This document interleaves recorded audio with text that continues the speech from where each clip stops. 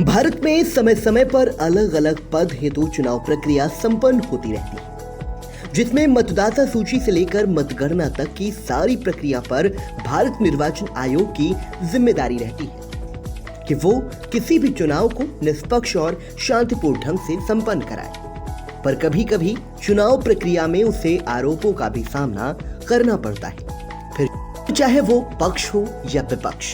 निर्वाचन आयोग पर चुनाव की निष्पक्षता को लेकर आरोप लगना कोई नई बात नहीं है, लेकिन पिछले कुछ समय से निर्वाचन आयोग पर कांग्रेस के राहुल गांधी द्वारा महाराष्ट्र में हुए निर्वाचन को लेकर कई गंभीर आरोप लगाए, जिसको लेकर अब उन आरोपों को निराधार बताते हुए उनका खंडन किया गया है। जिसमें भारत निर्वाचन आयोग ने अपनी खंडन पत्र में क्या कुछ लिखा है वो भी हम आपको बताते हैं।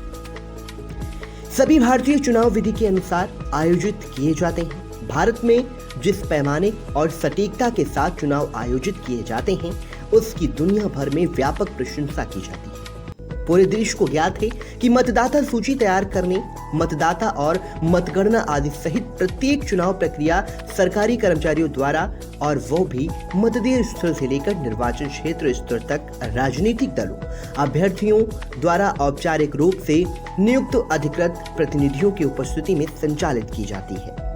किसी भी व्यक्ति द्वारा फैलाई गई कोई भी गलत सूचना न केवल कानून के प्रति अनादर कर संकेत है, बल्कि उनके स्वयं के राजनीतिक दल द्वारा नियुक्त हजारों प्रतिनिधियों के लिए भी अपयश लाती है तथा लाखों निर्वाचन कर्मचारियों का मनोबल गिराती है, जो चुनाव के दौरान अथक और पारदर्शी तरीके से काम करते हैं। मतदाताओं द्वारा किसी भी प्रतिकूल निर्णय के बाद इसे समझौतापूर्ण कहकर निर्वाचन आयोग को बदनाम करने की कोशिश करना पूरी तरह से असंगत है।